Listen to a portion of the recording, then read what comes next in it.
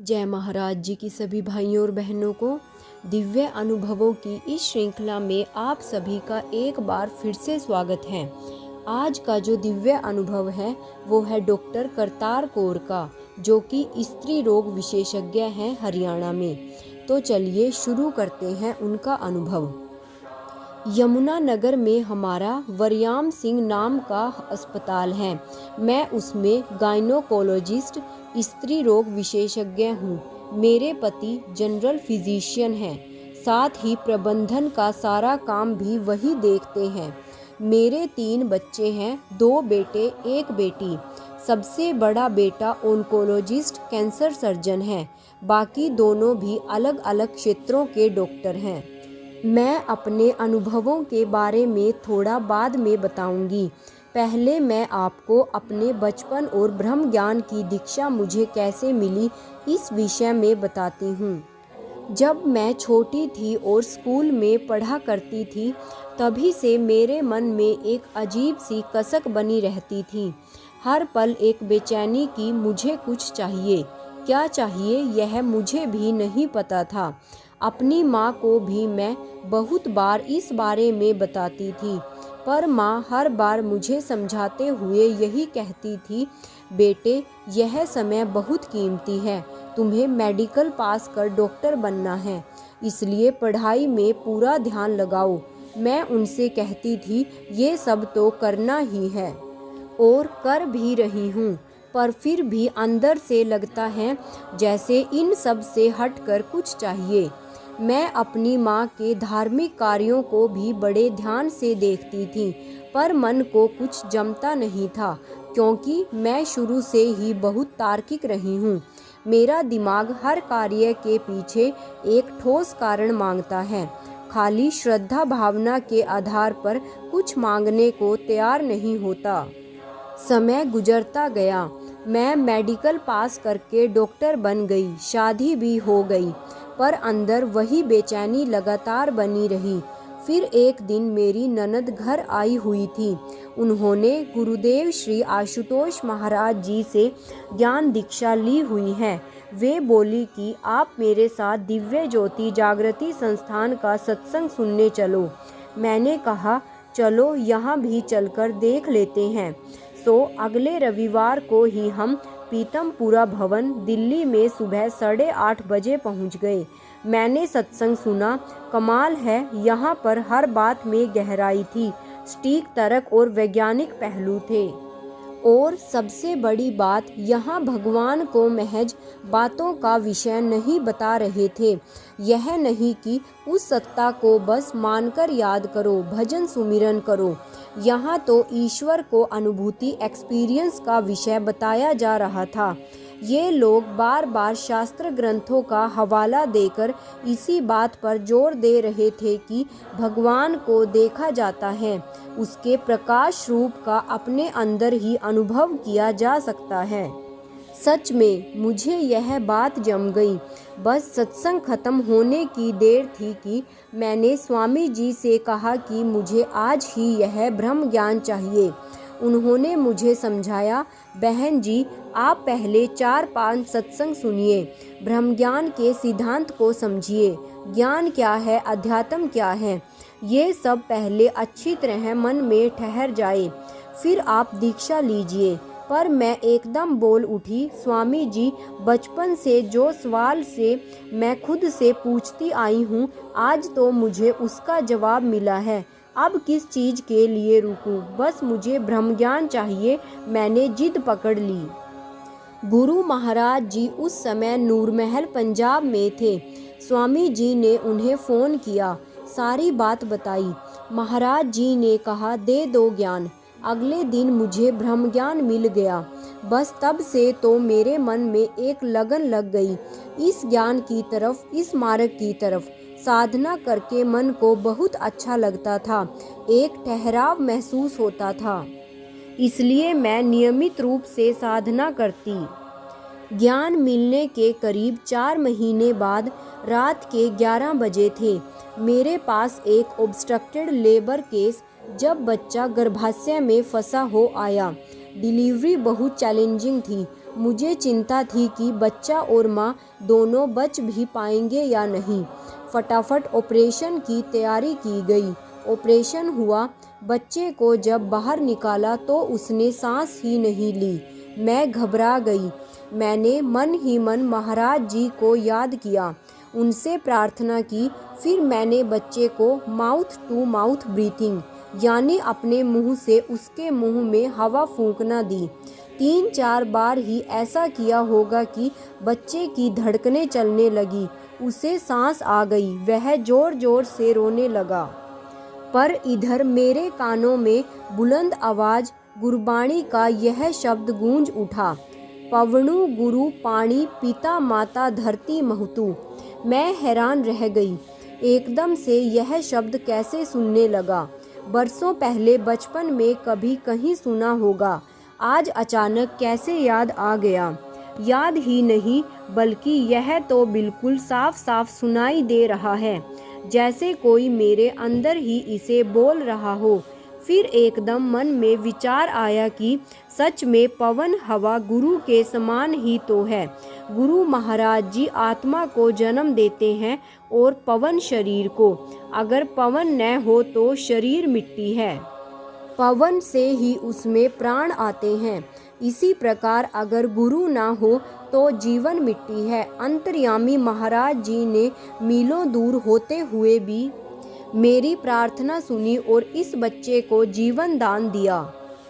अभी मन में ये विचार चल ही रहे थे कि अचानक मुझे बहुत जोर जोर से पत्तों की सरसराहट सुनाई दी। मोर की आवाज़ें भी आने लगी। फिर ऐसे लगा जैसे बाहर आंधी के साथ बहुत तेज बारिश हो रही हो, बादल गरज रहे हों, बिजलियां कड़कने लगी। ऑपरेशन रूम में मेरे साथ जो एनेस्थीसिस्ट संवेदना हारक थी, मैंने उनसे पूछा, क्या बाहर बारिश हो रही है?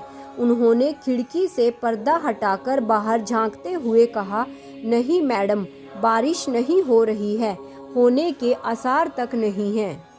उनका यह कहना था कि मैं बिल्कुल भावुक हो गई। मैं समझ चुकी थी कि चूंकि मैं कुछ समय पहले काफ़ी घबरा गई थी, इसलिए अंतर्यामी महाराज जी मुझे अनहद नाद का अनुभव करा रहे हैं। कभी मुझे बारिश की रिमझिम, बिजलियों की कड़क, मोर की कूकें, तो कभी बीच बीच में शंख और घंटियों की मीठी धुनें सुना रहे हैं। अब तक ऑपरेशन तो पूरा हो ही चुका था, इसलिए मैं धुनें सुनती हुई अपनी कमरे में आ गई। फिर जब तक यह अनुभव चला, मैंने उसका आनंद लिया। उस दिन किसी पारिवारिक समस्या की वजह से मेरा मन बहुत परेशान था। मैं बहुत बेचैनी महसूस कर रही थी। रात भर मैं महाराज जी से प्रार्थना करती रही। फिर सुबह 6:30 बजे रोज की तरह सैर के लिए बाहर आई। अपने बंगले के सामने ही हमने एक बाग बनाया हुआ है। उसी के बीच में वॉकिंग ट्रैक्स, चलने के लिए पथ भी बनवाए हुए हैं। मैं उन्हीं पर चलने लगी। इतने में मेरे सामने एक बहुत बड़ा प्रकाश का गोला प्रकट हो गया, मेरे सिर से थोड़ा सा ऊंचा और आसमान में लटका हुआ। मैंने सोचा कहीं यह सूरज तो नहीं, पर सूरज इतनी नीचे। और फिर अगर यह सूरज होता तो मेरी आंखें चौंधिया जाती। फिर मन में आया कि कहीं यह चांद तो नहीं। पर सुबह के 6:45 से 7 बजे तक चांद कैसे चमक सकता है? ऐसा सोच ही रही थी कि मैंने देखा उस प्रकाश में दिव्य ज्योति जागृति संस्थान का प्रतीक चिन्ह लोगो भी प्रकट हो गया और उसमें से एक किरण निकली और सीधे मेरे दिल को छू गई, मानो अंदर ही प्रवेश कर गई। जैसे ही यह हुआ, मुझे ऐसा लगा जैसे किसी ने मेरे अंदर ठंडक डाल दी हो। कई दिनों से मन में जो घबराहट, बेचैनी और परेशानी थी, वह एकदम गायब हो गई। मन में बड़ा अच्छा और सब कुछ आनंद सा लगने लगा, जैसे मनोबोझ ऊपर से उतर गया हो। अब मैं जहाँ खड़ी थी वहीं बैठ गई। मेरी आंखें अपने आप बंद हो गई और यह क्या, अंदर भी बाहर जैसा वही प्रकाश का गोला और उसमें संस्थान का लोगो दिखने लगा। बाहर से कई गुना बड़ा और तेज प्रकाश से युक्त,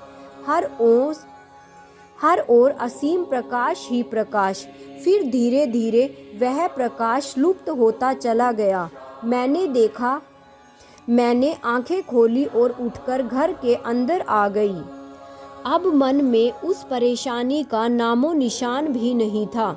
सच में कैसे होते हैं गुरु, जहाँ माँ बाप या सगे संबंधी परेशानी दूर करने के लिए समझा कर थक जाते हैं, पर फिर भी दुख दर्द ज्यों का त्यों बना रहता है। वहीं अंतर्यामी गुरु हमारे बिना बताए ही पल भर में हमारे कष्ट हर लेते हैं। उनकी कृपा की एक किरण ही हमारे सब संतापों को दूर कर देती है। एक दिन सुबह के 5 बजे थे। मैं रोजाना इसी समय साधना करती हूँ, पर उस दिन मुझे पता नहीं क्यों इतना आलस आ रहा था। उठने का मन ही नहीं कर रहा था। तभी ऐसा लगा जैसे किसी ने बहुत जोर से मुझे हिलाया हो। इतने में महाराज जी की आवाज़ आई, उठो। उनके ऐसा कहते ही मेरे शरीर में झंझनाहट हुई और एक गजब का चमत्कार घटा। मेरे शरीर से मेरी आत्मा यानी मैं निकली और अलग जाकर खड़ी हो गई। अब मेरे सामने मेरा अपना ही शरीर पड़ा था। मैं बिल्कुल साफ साफ उसे देख पा रही थी। मुझे यह भी महसूस हो रहा था कि मैं आत्मा ही हूँ। सारी ऊर्जा जो एक जिंदा आदमी में होती है वह मुझे अपने में महसूस हो रही थी। साथ ही बहुत हल्का हल्का और बंधन मुक्त भी लग रहा था। तभी महाराज जी वहाँ प्रकट हो गए। मेरे बेजान शरीर की तरफ इशारा करते हुए बोले, तुम यह नहीं हो, यह तुम्हारा असली रूप नहीं है। फिर मेरी आत्मा की तरफ देखते हुए बोले, तुम यह हो, यही तुम्हारा असली रूप है। आलस्य तो शरीर के साथ जुड़ा है, इसलिए उसे छोड़ो और साधना करके अपनी आत्मा का मनोरथ सिद्ध करो। इतना कहकर महाराज जी चले गए। मैं फिर से अपने शरीर में आ गई। बस अब क्या था, मैं एकदम उठकर बैठ गई। मैंने अपने आप को छू कर देखा, फिर अपने गाल को 2-3 बार थपथपाया। क्या यह सब मैंने अनुभव में देखा था? इतना प्रत्यक्ष, इतना जीवंत। मैं एक भी सेकंड बर्बाद किए बिना साधना में बैठ गई।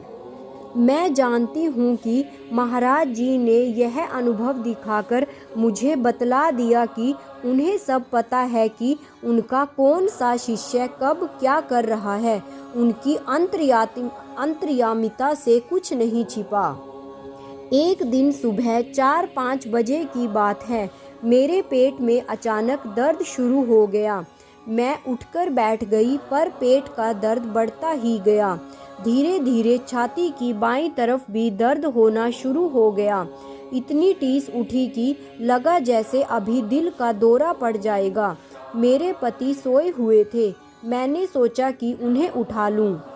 फिर लगा कि क्या उठाना, पास ही में तो अपना अस्पताल है, जाकर खुद ही इंजेक्शन लगा लूंगी। पर मुझसे खड़ा ही नहीं हुआ गया। दर्द के मारे हालत बुरी थी। मैं फिर से लेट गई। अब जैसे ही लेटी, अंतर्यामी गुरुदेव श्री आशुतोष महाराज जी की आवाज़ आई, तुम्हें बहुत दर्द हो रहा है। कहाँ दर्द हो रहा है? माँ का सा प्यार था महाराज जी की आवाज़ में। एक बच्चा जैसे माँ को अपनी हालत बताता है, मैंने भी वैसे ही महाराज जी से कहा, महाराज जी, छाती के नीचे और पेट के ऊपर मुझे बहुत तेज दर्द हो रहा है। महाराज जी ने कहा, दाईं तरफ करवट लेकर लेट जाओ, सब ठीक हो जाएगा। मैंने वैसा ही किया। मुझे कब नींद आ गई पता नहीं। लगभग आधे घंटे के बाद जब मेरी नींद खुली तो कहीं कोई दर्द नहीं था। बस सिर में भारीपन महसूस हो रहा था। ऐसा लग रहा था जैसे किसी बहुत बड़ी बीमारी से बाहर निकली हूँ। सच में महाराज जी की अंतर्यामिता व करुणा ने मेरे ऊपर आया कोई बहुत बड़ा कष्ट काटा था। बोलिए श्री सतगुरुदेव भगवान की जय, सच्चे दरबार की जय, आशु पिता भगवान की जय। जय श्री राम।